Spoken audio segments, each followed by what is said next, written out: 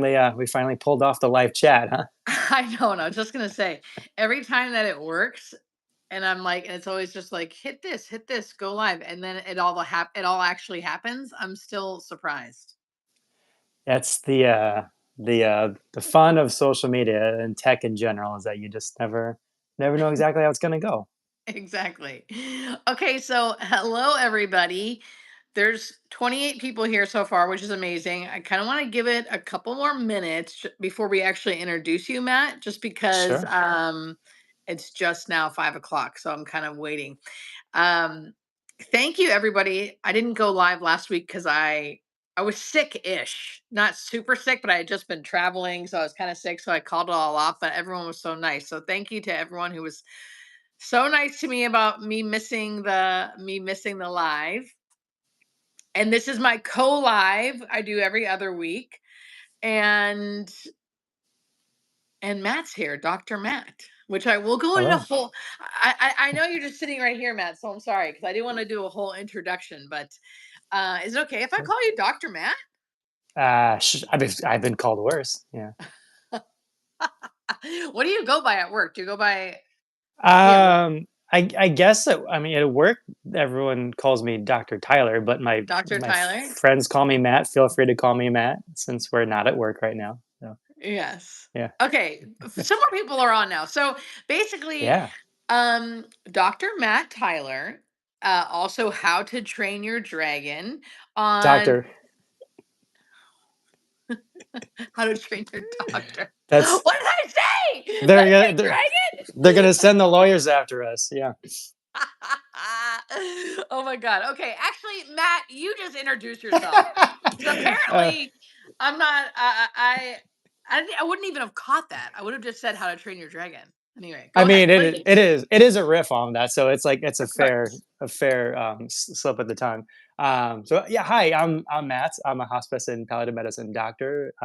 My background's in internal medicine.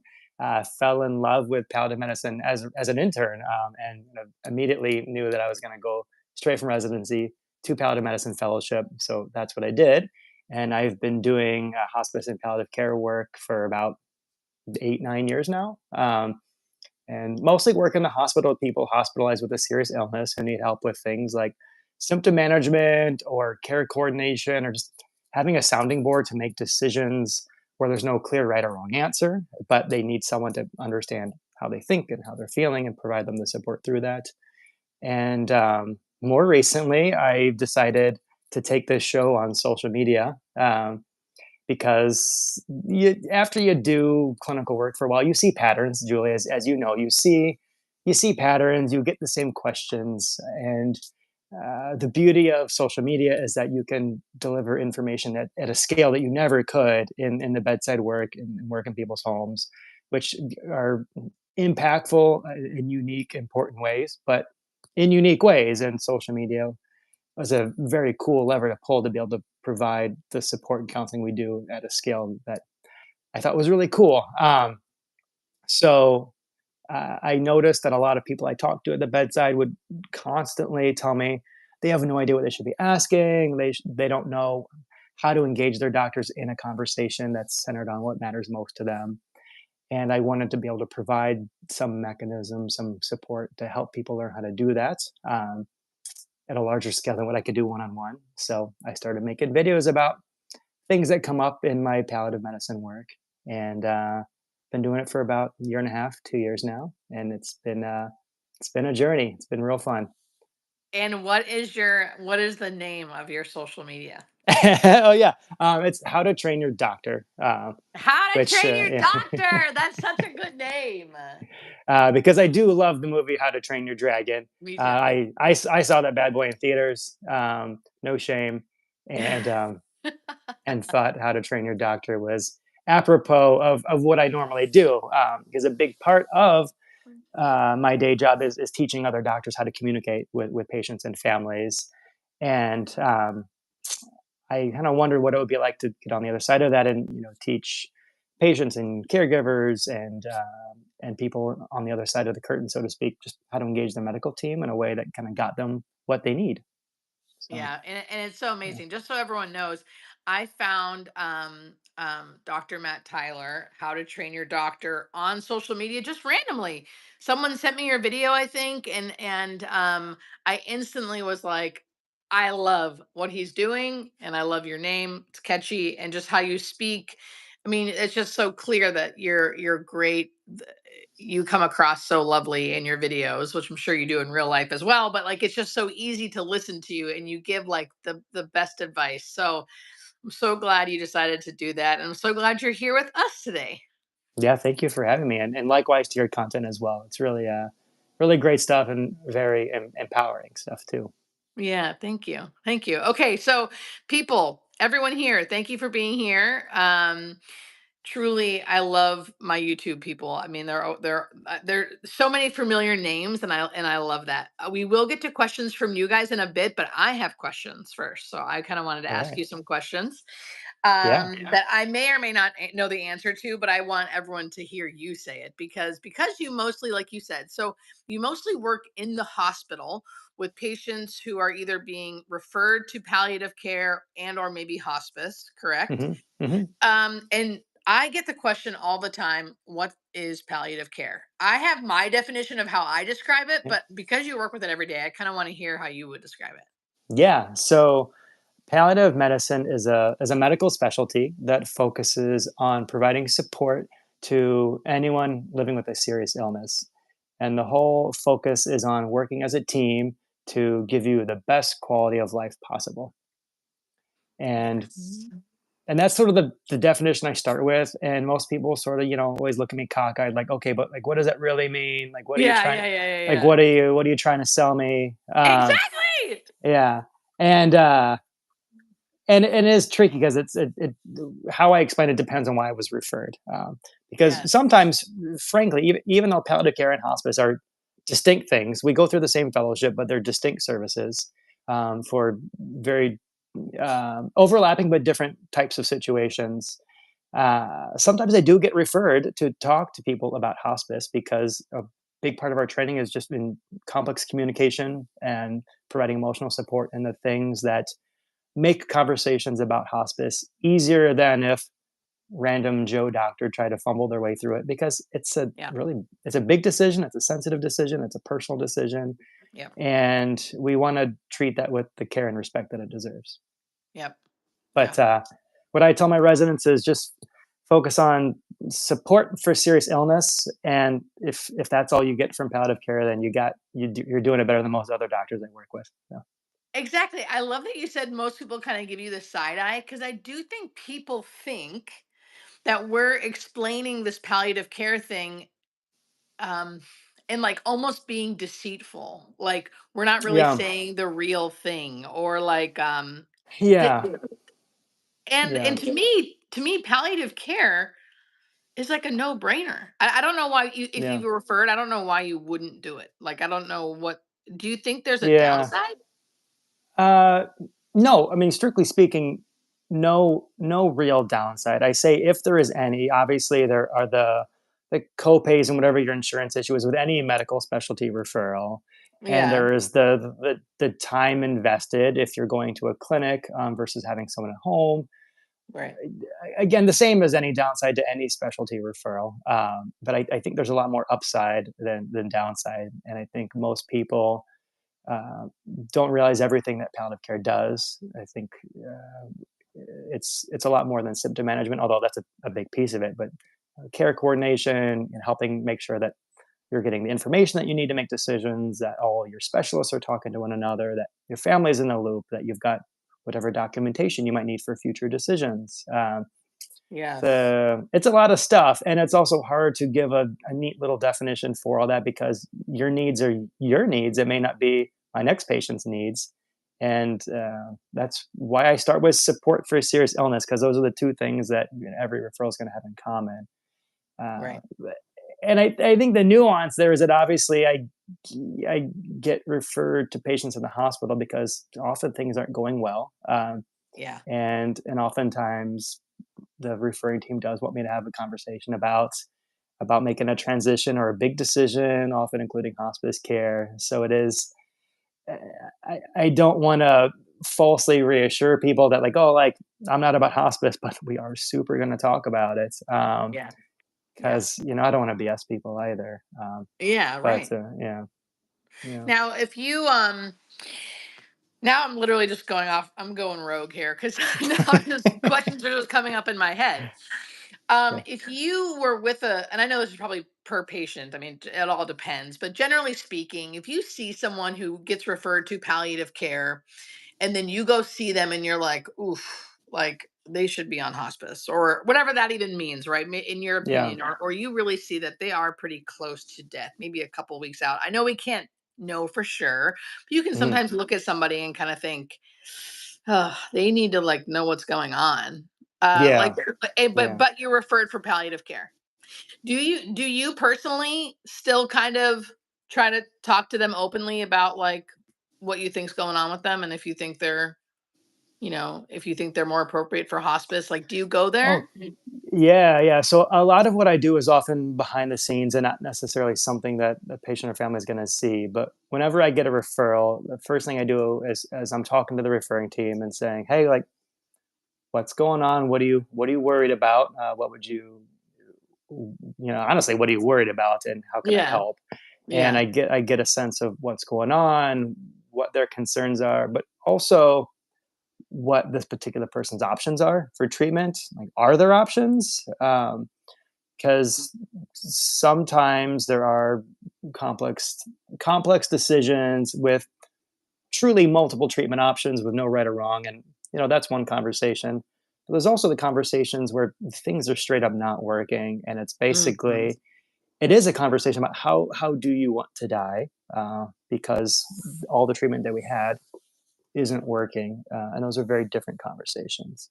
Um, but I am getting a sense behind the scenes. What are the options? What are people truly recommending, just from a general medical point of view? And what do we think is most medically reasonable as our starting point? Yeah. And then with that, I'm going to talk to the patient and get a sense of what do they know, what do they not know, what do they want to Yes. know, um, Yes. and just emotionally how they're doing with all that. And I certainly am making sure that they have the appropriate context to make decisions. Because I mean, you talk about this in your book, spoilers. But uh, I do make sure that they have the context, or who's making decisions for them has the appropriate context, and that I'm sussing out how much do they want to be involved in the conversation. Like, how are they choosing to exercise their autonomy, like Right. through their direct involvement, or by outsourcing it to spouse, sibling, or child, whatever. And then going from there to get a sense of what are their priorities, what are their goals, and do they match up with what we think is medically reasonable, or do we need to workshop that a little bit and get to a plan that makes the most sense for this particular person? Yeah.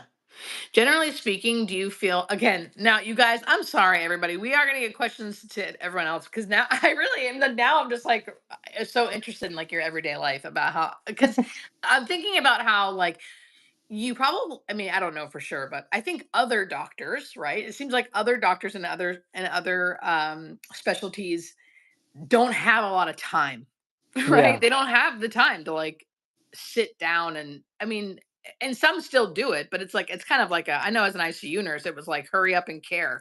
Like you got to yeah, care, but like hurry it up. Like you don't have time to really do all this.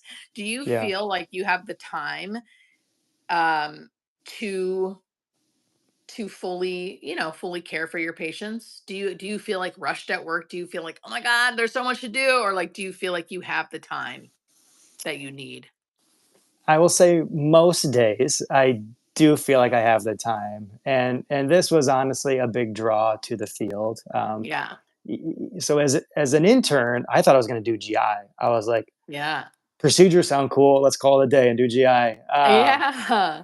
And even like a couple months into intern year, I hated the rush. I hated the general. This is very reductive and obviously nuance here, but just the telling every patient, you need to do this, you need to do that, and didn't really ask them like what they thought about that or if they agreed with me. And I just hated it. Um, and I hated the rush feeling. And serendipitously, I had a palliative care elective like my fourth month as an intern, and Wow. I was probably mad about it because I wanted to do GI and I didn't get my GI elective. But Right. I worked with some wonderful doctors, and the whole palliative mindset was a total script flipped. Instead of saying you need to do this, you need to do that, it was really a conversation about, hey, what can we as the medical team do for you? What's important to you, and how can we support that? How can we arm you with the information you need, give you the symptom management you need? But it was just a total mindset shift. It was much more customer servicey, but like in the best way. Like in the like, Yeah. how can we make this, can we swear here? I don't know. Yes, you can Like, swear. like, how can we make this shitty experience like slightly less shitty for you, and sometimes a lot less shitty, depending on what we had to work with. And I, I loved it so much, and I loved that we really did get to sit down with people and talk about what is important to you, what does living mean to you, and I think that's held true. Like I said, everyone's got busy days where you feel like Yeah, you never did everything you wanted to do. I think, and that's true in palliative care too. But I think less so. Most times, I do get to sit down. I mean, yesterday, one of my visits ended with one of my patients like singing "Que Sera, Sera," just like reminiscing about all of her favorite classic ah, movies. Uh, yes. and this is a woman who had like pretty bad lung involvement, very short of breath, and didn't really even want to talk. But by the end of it, like she like willingly just wanted to like sing a little bit, and it was just This is like, what I'm talking about, dude. This yeah, is I mean, why. yeah, Yes. yeah, you know this, and it's Yes. just it's the most beautiful, powerful thing where you're like, It is. we like something magical happened here, Yes. and that's the stuff that fills your bucket, and Yes. gives you just the motivation to keep going. Because I think we both have dealt with people assuming our work is very sad, Yeah. um, and again, that presumes the option is immortality, which obviously Right. it's Yeah. not. And I think I with know. the rest of the medical team, I think it's easy to look away and pretend everything's fine and provide fixes and things that we don't really believe in. It's a lot harder to stare into the void with our patients and their families and just be like, "You got this, we got this. Let's jump." Oh, are you guys hearing Um, this? Wait, we have to stop yeah, right there. That was perfect. yeah, And dare I say, I don't know if it's, I think it's almost, I almost feel like it's easier to stare into the, no, okay, easier is the wrong word, but like that's the only thing I can do. It's like the other thing where I was doing, where I was either turning my head or acting like it wasn't happening or trying to fix the problem that we knew we couldn't be fixed. yeah, That was so hard to do yeah, day after day after day after day.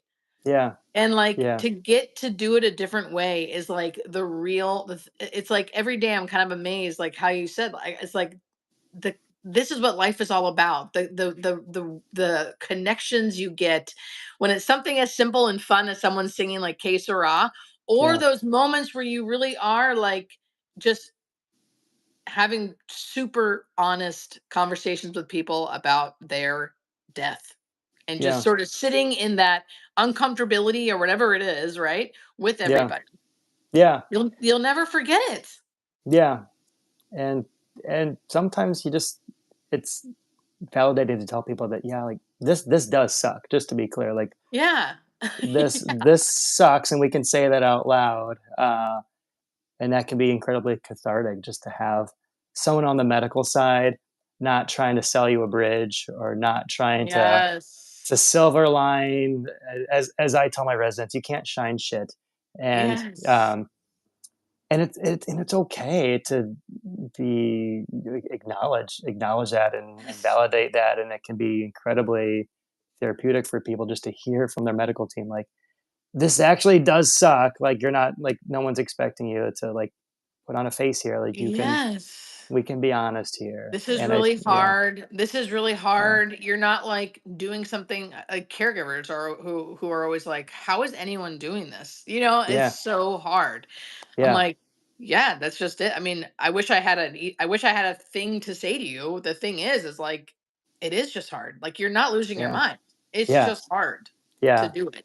Yeah, and I think that's one of the benefits of doing the work that we do, is and seeing the patterns that we see, that we can honestly tell people, like, this is hard for everyone. Like you're not crazy, you're not Yeah. weak, you're not failing in any way. Like this is just straight up hard.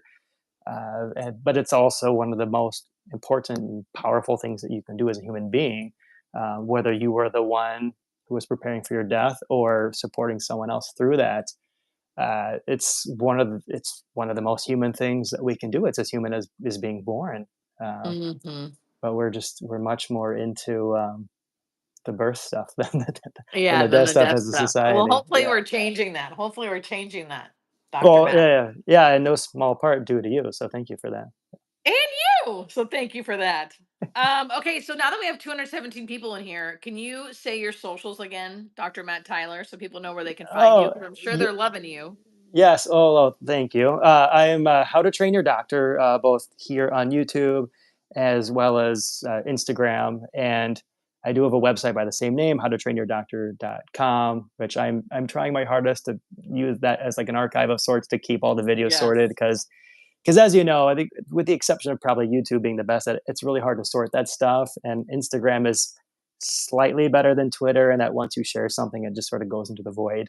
Um, but Yeah. anyways, I'm trying to find a way to organize some of this stuff. But everything is under the same handle. How to Train Your Doctor. Yeah. And Yeah. all of his videos are amazing. Okay, so frequently asked questions. Do you have something either in your actual work life, or in your DMs or on Instagram that you see like the same things people keep asking over and over again, are the same things you seem to need to talk about over and over again or want to talk about over and over again? Anything that sticks out? I mean, certainly, what is palliative care is the big one, and distinguishing it as a separate service from hospice is the big one. Um, I think beyond that, it's often questions about the logistics, like what is palliative care? What do they do? Where do I find it? Where do you find it? Uh, Yeah. and I suppose we haven't talked about that one much right now. Um, if you're on the state side, presuming most of your state side, there is a great website called getpalliativecare.org that has a provider database. Okay. I didn't It's know this. That's yeah, yeah, great. CAPSI runs it, which for those who Okay. don't know, the Center to Advance Palliative Care is one of our national organizations and a great provider of resources for people on the clinical side mostly. But they do have this great database where you can type in your zip code and figure out what's in your area. What home-based palliative care programs are there? What clinic-based, hospital-based? It's not comprehensive, but it's a good start. Yeah. And I often recommend kind of compare that to your insurance portal because most insurance portals these days also have a find provider near me function, which Okay. the big Yep. ones have palliative care in their list of specialties that you can search for.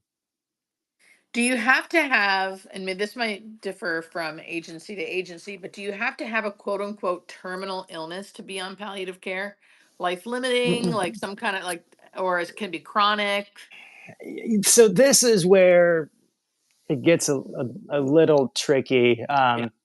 Is palliative care one of the harder parts about it is that it's quite variable in terms of Yeah. who has access to it, what it looks like, how big your team is, what does it really mean to get palliative care. Right. For me, for example, at the hospital, it's me and a part-time nurse practitioner. Other teams are far more robust, and your palliative team would include dedicated social workers and chaplains and other therapists. So it can vary, and depending on hospital, zip code, inpatient versus outpatient, that kind of stuff. Um, but yeah, you just kind of got to see what's in your area in that regard. And same with the diagnosis. That for the most part, the expectation is that you have some sort of life limiting illness, although there's no prognosis, the eligibility criteria that they really hang it on. Right. Um, so one of the semi common questions I'll get is, where does palliative care fit into chronic pain management Yeah. for something like chronic autoimmune disease, where the prognosis is super sketchy in general, but presumably years to decades, or chronic low back pain, things where the medical system is getting less and less enthusiastic about providing support for. No. And from someone experiencing these things is a serious illness. It's impacting their quality of life. Uh, but that's where you're going to get probably quite a variety of responses and may have to ask around more than you wish you had to Yep. connect with palliative care. Yep. But when you're speaking to, heart failure, lung disease, kidney disease, cancer, dementia, any of those would be a fairly straightforward referral that they're not looking for any particular diagnose or no particular prognosis, but an illness that's fairly well understood to be progressive and eventually life limiting that's impacting your quality of life. Yeah. That's how I would have answered it too. It's tough, right? It's not a black and white answer. It's kind of, you gotta. I mean, when in doubt, check Yeah. it out. When the worst you can do, just see, just talk Yeah. to someone about it.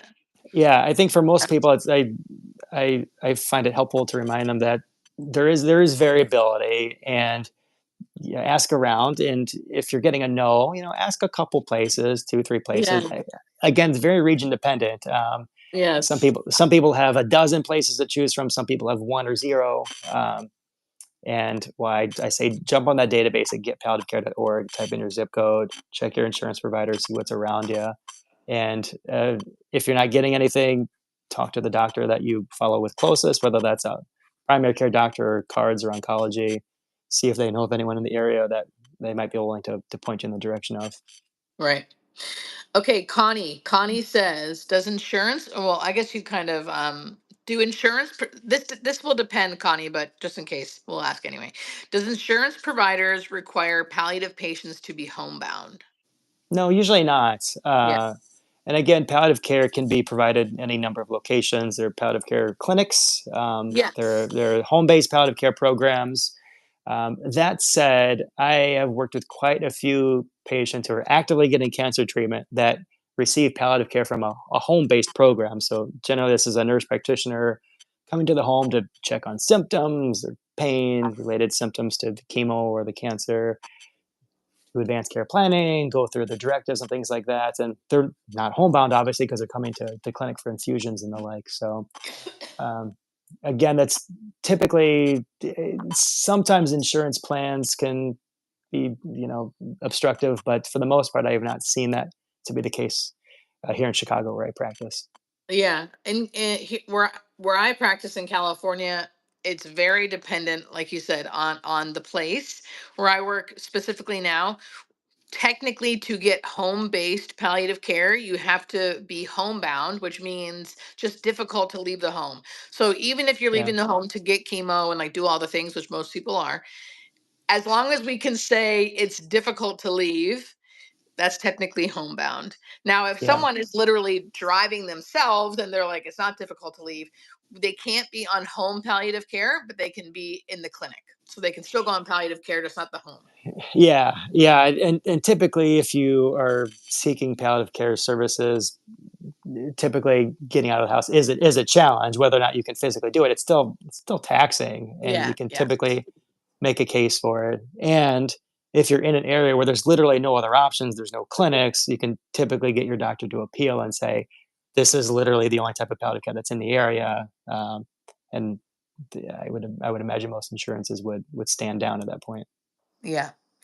Um, Bear with me here. I'm just looking through the questions.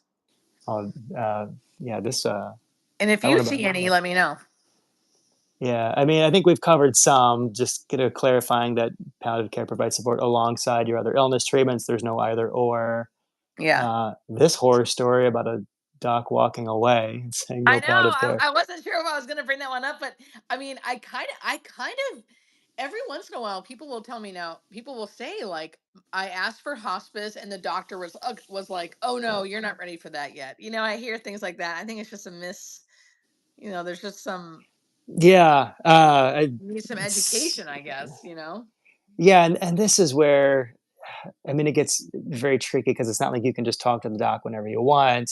Yeah. And um, I mean, typically, if you're in a situation like this and like the doc is like literally walking away from you, typically I'd say like, hold on, like why? Like usually why is the most powerful, quick question I can ask anyone, whether it's another doc or a patient, like walk me through that rationale because it's a high stakes thing, right? Like bad COPD and CHF, like Julie they were saying, I mean, the doctor was wrong, just frankly. Yeah. And when you're talking about support for quality of life, you deserve an explanation. And again, docs are rushed; they got a lot going on, and they don't necessarily want to hang around and talk, but it's part of their job. They're getting paid to. Um, and again, it's complicated. Like the burnout's real on the medical side, and this is Yeah. where there's a lot of factors, and they're all competing to make enemies of doctors and patients, and it sucks on both sides. But that said, when you're advocating for a family, it's okay to just put those other things aside and advocate, and say, look, hold on, tell me why. And failing that, and depending on your insurance plan, you can always just go directly to a palliative care program using the database and talking to them. If you're in an HMO or a managed care plan, obviously you got to get the referral, and you're gonna have to figure out how to navigate that. But yeah, I mean, it's really frustrating when when I basically explain palliative care and everyone's like, "That's great." My doctor still said no. You're kind of like, well, I was just gonna Yeah, say, do you feel like you get a yeah. lot of pushback where you work, or no? That is tricky to answer completely accurately because I think I don't see it a lot of the times. I hear Right, it. right, right, right, right, right, I, I right. mean, I mean, certainly it's a fairly common phenomenon where staff members will come to me and they'll say, "Oh, I've been trying to get a palliative referral on this patient for days or for weeks, and the doc keeps saying no." It Yeah. certainly exists. And again, part of why I got on social media was to help people understand like what's normal, what's standard of care, and when to push back on what your doctor is saying because palliative care is a very common thing for doctors to get wrong. Even if you straight up ask for a palliative care referral, some doctors are hearing hospice in their head because it's a fairly it's a fairly new specialty. It is, yeah. I think it's important to keep in mind that palliative care as a concept, it's been around for a few decades now, but palliative care as a board certified specialty was only like mid 2000s that it came Wow. about. Yeah, yeah, yeah. So it's relatively young, and a lot of doctors that have been practicing for a while straight up didn't have palliative care, didn't grow up with it, didn't train with it, but they did grow up with hospice care because hospice has an insurance benefit through Medicare. It was back in the 80s, so Yep. most docs are still practicing 40 years later are aware of hospice, but palliative care grew sort of as an extension from hospice, where we realized this patient centered, team based, quality of life focused model of care was quite good. And wouldn't it be nice if we gave a damn about quality of life before someone had 6 months or left to live? Wouldn't that Yes. be crazy thought? Yeah.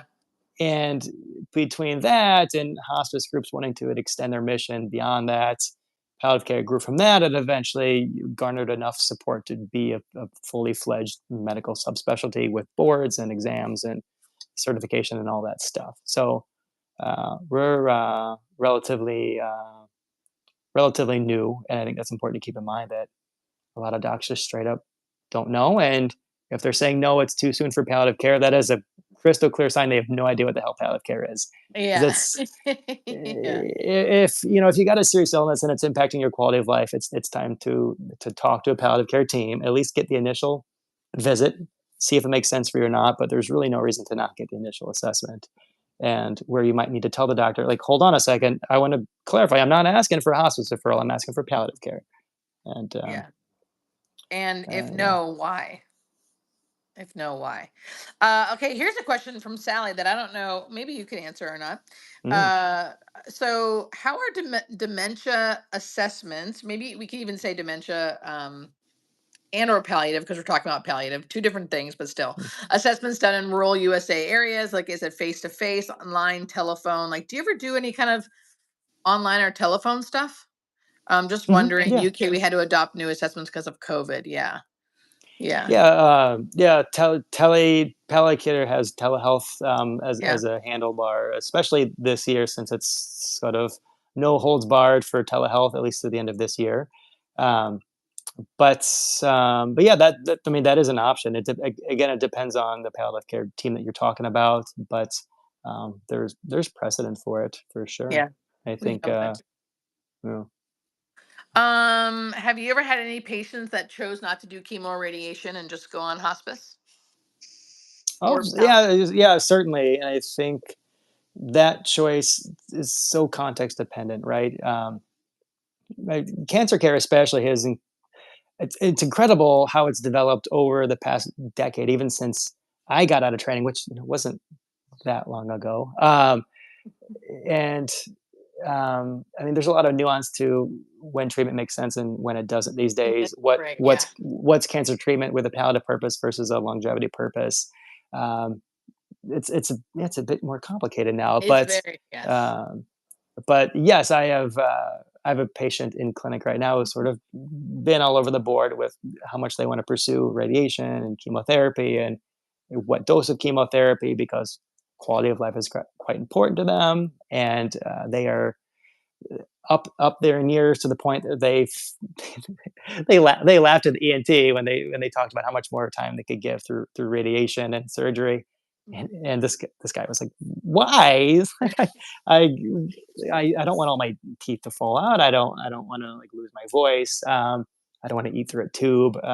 Yeah, So, so yeah, certainly, depending on prognosis, what you stand to gain from treatment, are they buying you weeks to months? Are they buying you years? Are right. you going to feel better or worse on treatment? Because it can go either way these days too. I Yeah, think I always encourage people to kind of get the full story from the oncologist, from palliative care as well, and really get a sense of what are the trade offs here, yeah, and and recognize that the cancer treatment today is not the cancer treatment from 10, 20 years ago, that there yeah. are quite a few ways to get more good time Right. through a combination of cancer treatments, customized cancer treatment, and palliative care. There was just another study that came out a week or two ago that once again showed that to get palliative care involved early with cancer treatment, you live longer. You straight up live longer. Do Um, you hear that, everybody? Yeah, amazing. yeah, Yeah. yeah. Mono Bear says, "Do you ever feel depressed seeing people at their lowest?"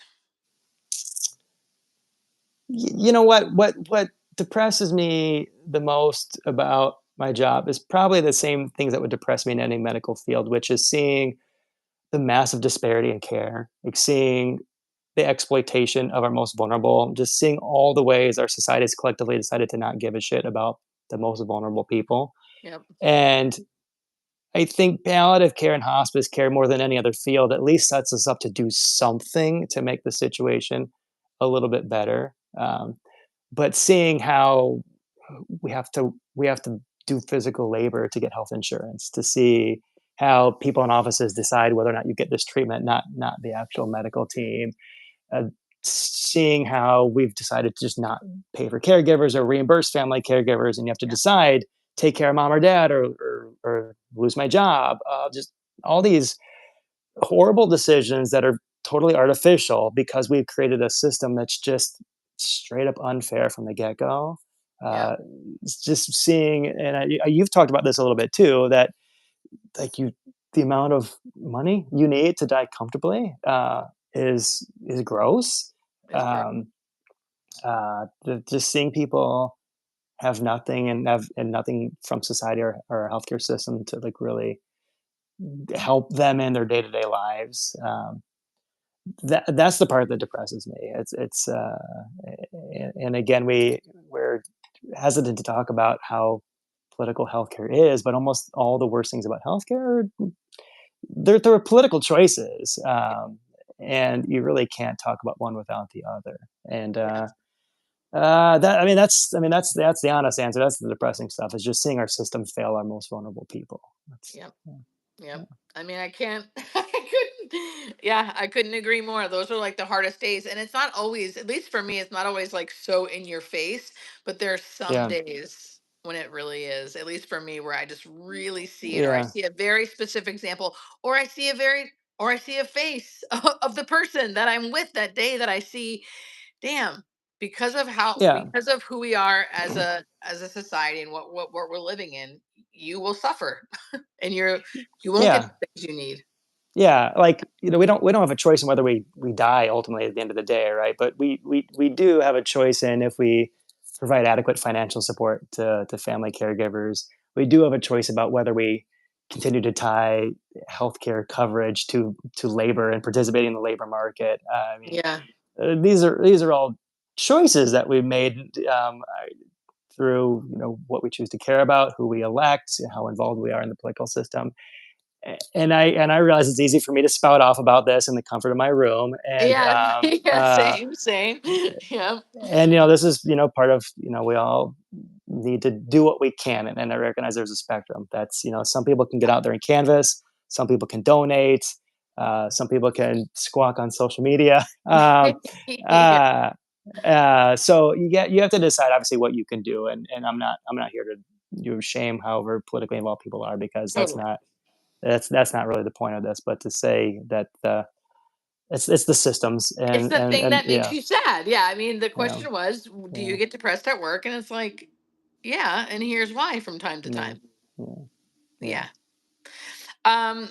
This is just a question for me now because I'm curious. So, on your account, How to Hmm. Train Your Doctor, Hmm. do you remember your first video that like went viral? Yes, yes, vividly, because I was on spring break with my family, and I felt bad because I was getting very distracted by Instagram Yeah, of course, notifications. right? Yeah. Yeah, What was it so about?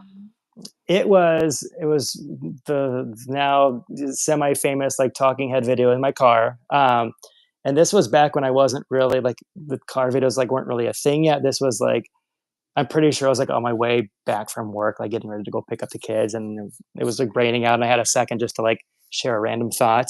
Um, but it was me spouting off about a very common turn of phrase that I hear from colleagues where they say, "Oh, this patient isn't ready for hospice because they want to live."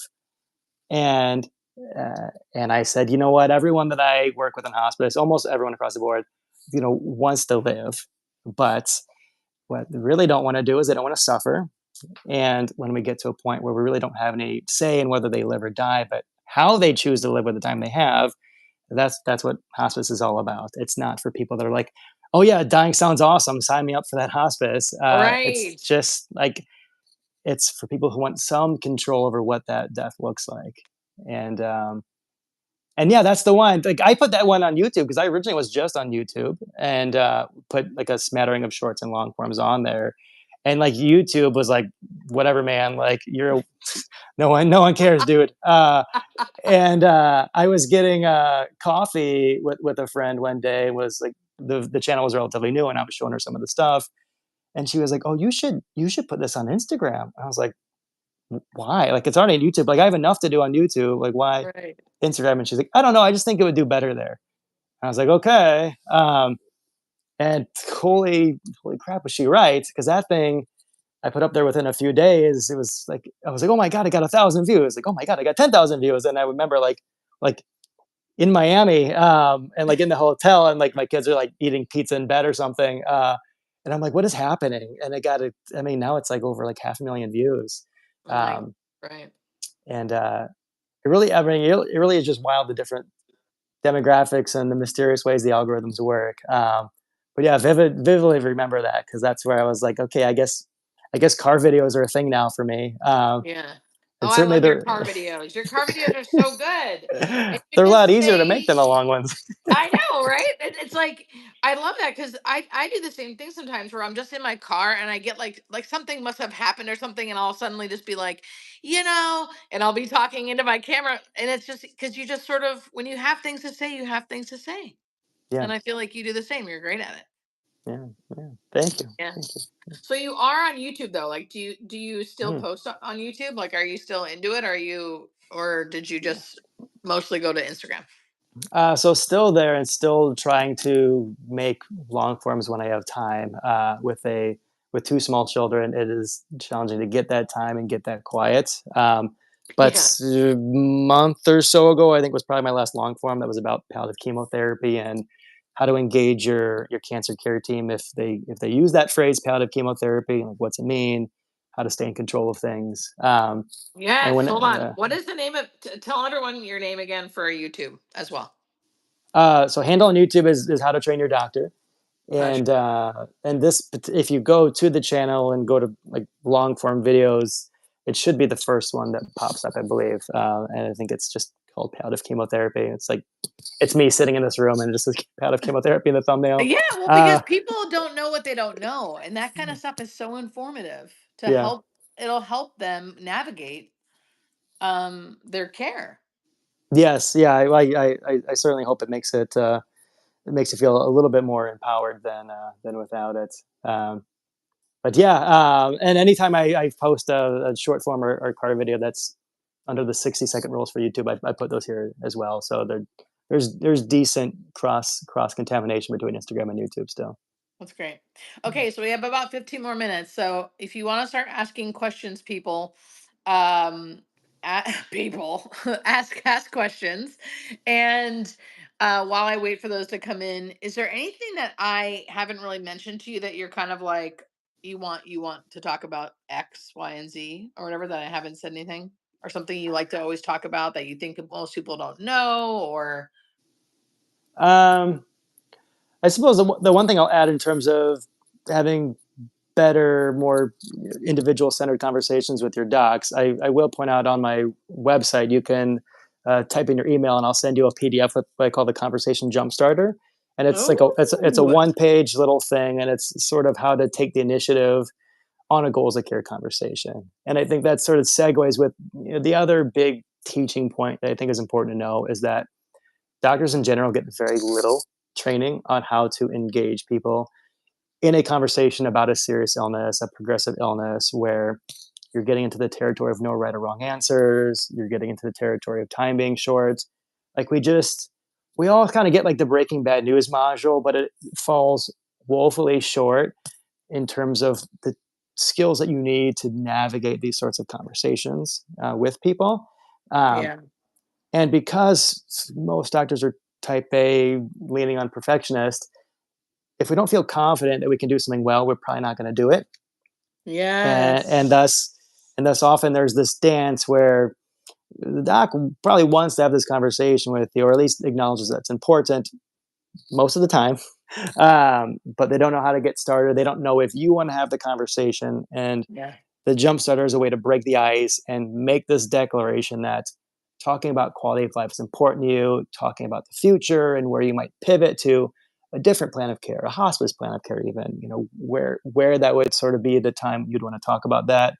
And again, it's just like 4 little prompts, and you can fill it out and literally read it off the page. It's designed to be very, very user friendly. And if it's not, I would love you to email me and tell me how I can make it better. yeah. Let me know. Because it's free. It's just there to be helpful. And if it's not, I do encourage you to reach out and tell us both what other stuff would you like to see, what would be helpful for you. Yeah, Because I don't see everything that you see. I'm on the right. on the medical side, and we do what we think is helpful, but we get it wrong still, and we want to know how to be aligned as best as we can.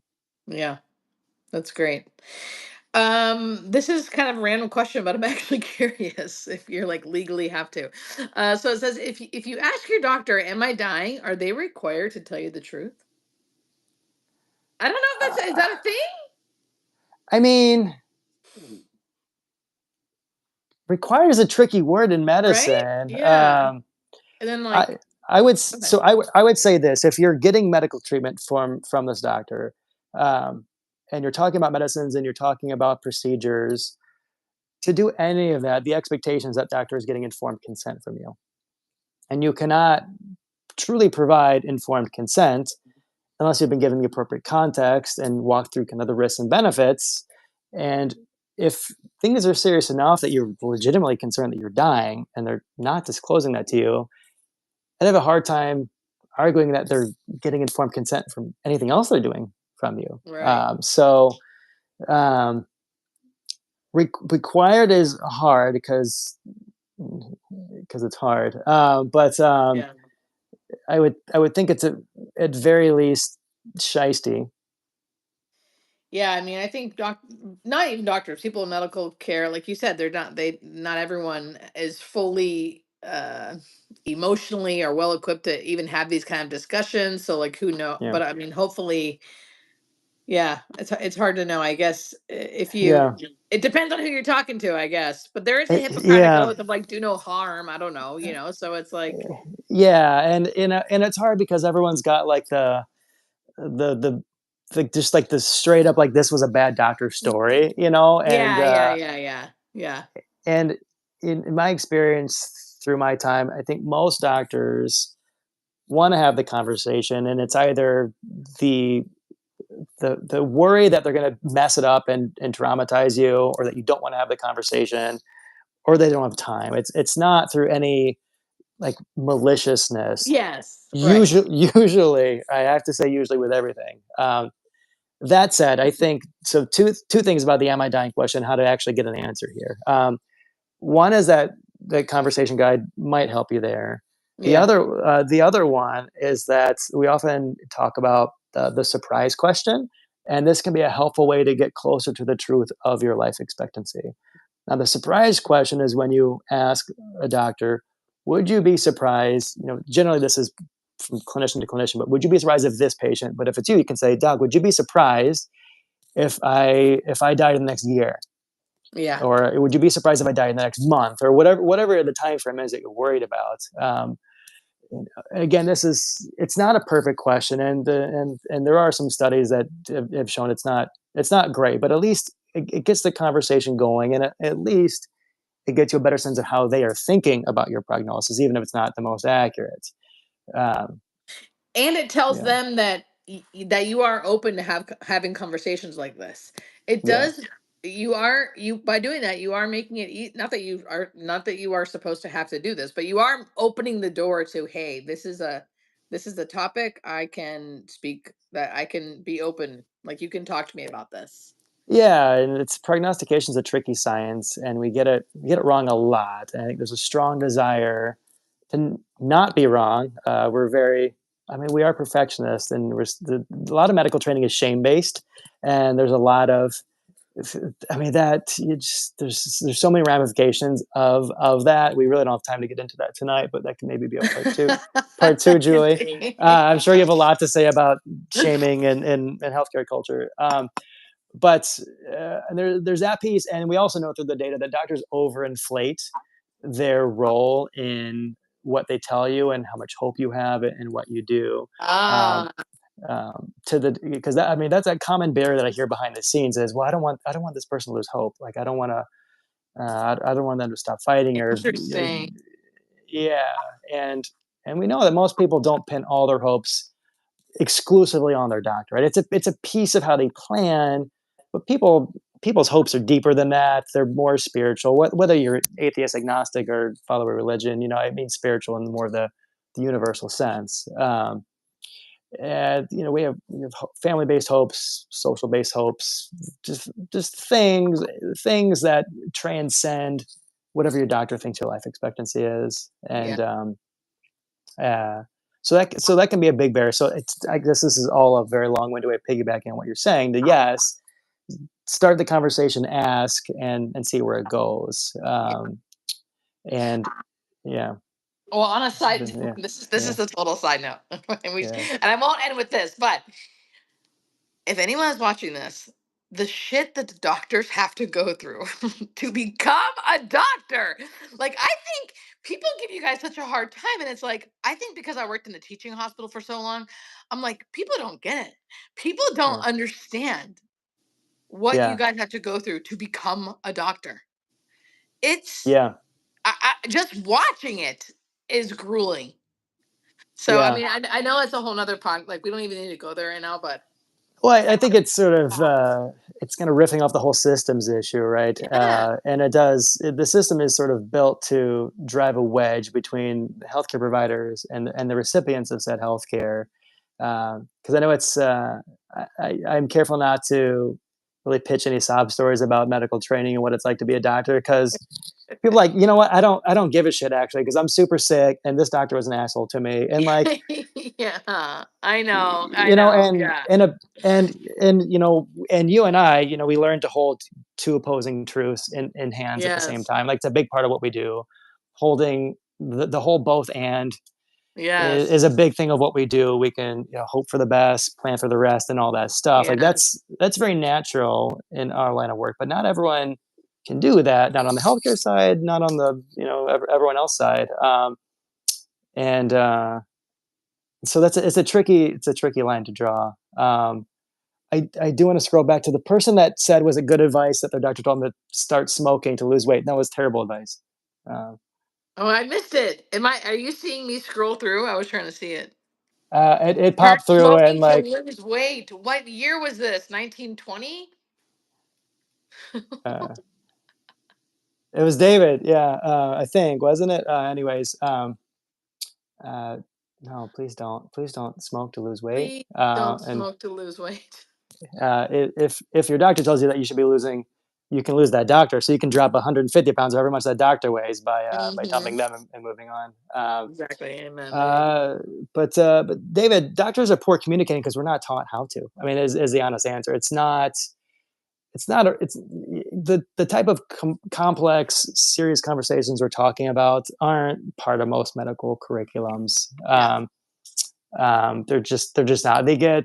We do communication training, which is it's just not that good, and we see it across the board. The, the doctors feel it. Most honest doctors will acknowledge this, and most anyone who's gone through the healthcare system knows that communication just sort of sucks. I didn't feel even remotely competent in having real high stakes conversations with patients until I did a palliative medicine fellowship. Yeah. And even on the other either on the other end of that fellowship, I was still super self conscious about it, and recognized that I had a long ways to go still, and that was on me to continue seeking out ways of being better, and I still am to this day. I don't proclaim to get it right every time. Which probably Try, makes you yeah, good at doing it, yeah, by the way. You can't, not everybody. I think you just take it takes practice. Like I wasn't like how I am now.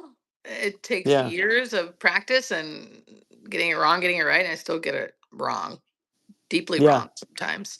Okay, yeah. last thing real quick because you're in Chicago, you're not in California. Yeah. Cannabis. Do you guys use cannabis for your cancer patients? Um, yes, yes. So it's legal in Illinois, so you can walk down the Oh, it street is. Okay. and get you some cannabis. So these days, we don't really mess with the medical cards and such. And it's hard to give formal medical advice about this because it's still federally illegal, and we can't actually study it and compare it to other medications. Got it. So it's all sort of anecdotal, but I think of it as a tool in the toolkit, and it doesn't seem any more toxic or bad than anything else we prescribe for the things that you would probably take cannabis for, like appetite stimulation, nausea control, pain control, mood. I mean, if you're invoking things like opioids and appetite stimulants, sedatives, they all come with a decent list Yeah. of adverse effects too. So it's not like oxycodone's benign or Ativan's benign or anything like that either. Right. So for folks who are curious in that, I say, work with the pharmacist at the dispensary and try it out and see if it works, and let me know if you're using it, just so I can Yeah. integrate that into how I'm counseling you and supporting you. Yeah. Um, but I can't really tell you how it's going to work or compare it to a prescription I'd write you, because we don't have the data for that. I would be just sort of blowing smoke if I proclaimed to really know one way or the other. Pun intended. Okay. I keep being like last one, but now I just think of more things. Now I'm like on a roll, and I have to go in 2 minutes. Not medical advice, just curious as a healthcare provider and just from your experience, do you like appetite stimulants? Do you use them? Or are you into them? And if so, do you have any good experience with those? Just curious. Um, I will headline this with saying I rarely prescribe appetite stimulants. I think Right? most of the time they're bad. And uh, okay, so what we do know is no appetite stimulant has any mortality benefit. Let's be clear about that. An appetite stimulant is purely for managing the subjective distress of lacking an appetite. So if you lack an appetite and it bothers you personally, not your mom or your dad with dementia's appetite, but your appetite because you Yep. have cancer, for example, which is Yep. where it's most robustly studied. The most likely chance of benefiting from an appetite stimulant is if you're just trying to subjectively rev your appetite. And best case scenario, you gain a couple pounds. It's going to be fat and water, not lean muscle mass, which is why there's no, proven mortality benefit to it. That said, when you invoke appetite stimulants, they come with, some of them come with risk of blood clots, some of them over sedate, some of them can cause delirium.